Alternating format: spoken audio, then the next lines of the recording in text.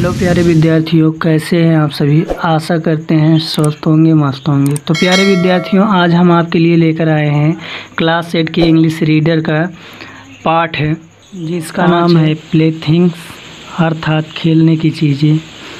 तो इस पाठ में कवि बालक के बाल्यावस्था के खेल के बारे में बताते हुए कहते हैं कि बच्चे जो भी वस्तुएं पाते हैं उससे अपना खेल बना लेते हैं और आनंदपूर्वक खेलते रहते हैं, जबकि हम सभी अपने कार्यों में लगे रहते हैं और वास्तविकता को भूल जाते हैं कि हम लोग भी एक प्रकार से खेल ही खेल रहे हैं।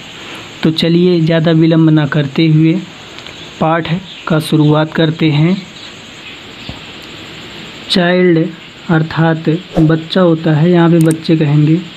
हाउ हैप्पी, हाउ यानी कि कितने, हैप्पी यानी खुश हो, यू यानी कि तुम, आर यानी हो, सीटिंग यानी कि बैठे हुए, इन द डस्ट यानी कि धूल में।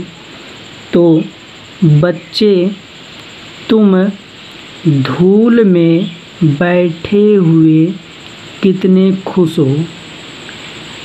प्लेइंग यानी कि खेल रहे हो।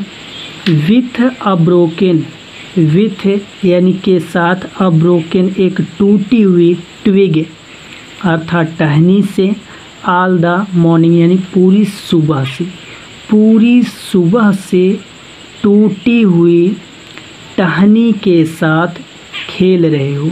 तो एक बार फिर से, बच्चे तुम मिट्टी में बैठे हुए कितने खुश हो। पूरी सुबह से एक टूटी हुई टहनी के साथ खेल रहे हो। आई स्माइल, मैं मुस्कुराता हूँ। एट योर प्ले, तुम्हारे खेल पर, मैं तुम्हारे खेल पर मुस्कुराता हूँ। With that little bit of a broken twig, with यानी के साथ तुम खेलते हो, किसके साथ, लिटिल यानी छोटी सी, बिट यानी थोड़ी सी, आ ब्रोकन ट्विग एक टूटी हुई टहनी से। तुम थोड़ी सी, छोटी सी, टूटी हुई एक टहनी के साथ खेलते हो। उसे, तुम्हारे खेल को देखकर मैं मुस्कुराता हूँ। आई एम बिजी, मैं व्यस्त हूँ। विथ माई अकाउंट्स, अपने लेखा जोखा के साथ, अर्थात अकाउंट्स यानी कि लेखा जोखा या हिसाब किताब कह सकते हैं। तो आई एम बिजी अर्थात मैं व्यस्त हूँ। विथ माई अकाउंट्स, अपने हिसाब किताब में। एडिंग अप फिगर्स, एडिंग यानी कि जोड़ रहा हूँ। अप फिगर्स यानी कि आंकड़ों को, मैं आंकड़ों से जोड़ रहा हूँ।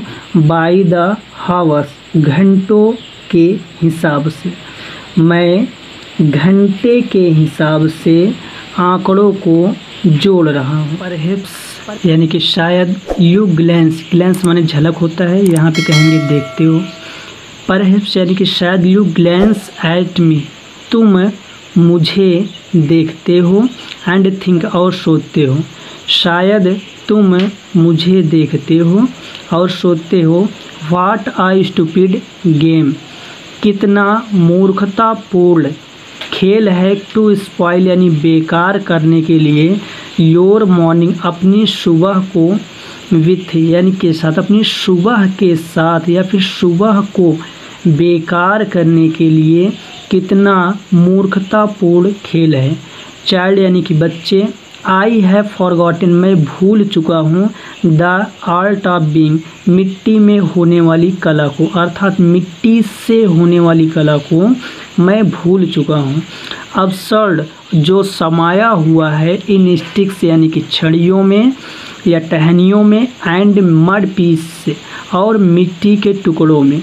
तो छड़ियों और मिट्टी के टुकड़ों में समाये हुए कला को मैं भूल चुका हूँ। Seek out costly play things, आई सीक आउट, मैं ढूंढता हूँ। कॉस्टली यानी महंगे, प्ले थिंग्स यानी खेलने की चीज़ों को।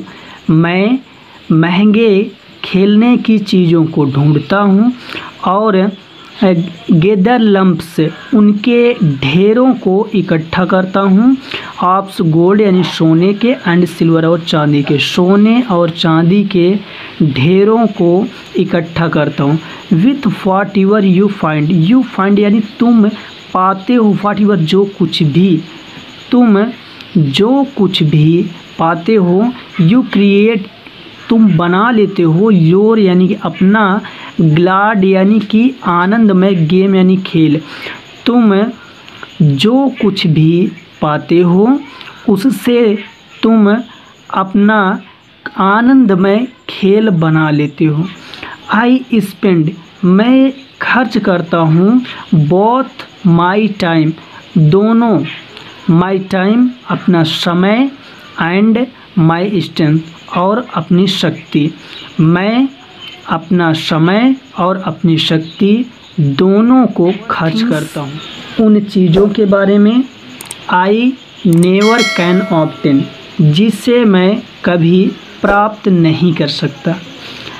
इन माई फ्रेल कैनोन, इन यानी में, माई अर्थात मेरे, फ्रेल यानी कमज़ोर, कैनोन यानी कि डोंगी अर्थात छोटी नाव। तो कहेंगे अपनी कमज़ोर छोटी नाव में आई स्ट्रगल मैं संघर्ष करता हूँ, टू क्रॉस यानी पार करने का, द सी यानी समुद्र, ऑफ डिजायर यानी इच्छा के। तो मैं अपनी कमज़ोर और छोटी नाव में इच्छा रूपी समुद्र को पार करने का संघर्ष करता हूँ। एंड फॉरगेट और भूल जाता हूँ, दैट यानी कि, आई टू मैं भी, आई एम प्लेइंग यानी खेल रहा हूँ, एक गेम यानी एक खेल, और भूल जाता हूँ कि मैं भी एक खेल ही खेल रहा हूँ। तो ये रविंद्रनाथ टैगोर द्वारा लिखित कविता थी। इस कविता में कहीं भी आपको प्रॉब्लम है तो आप कमेंट बॉक्स में अपना विचार ज़रूर व्यक्त करें, और पूरा वीडियो देखने के लिए आपका बहुत बहुत धन्यवाद। हमारे चैनल को लाइक और सब्सक्राइब ज़रूर करें।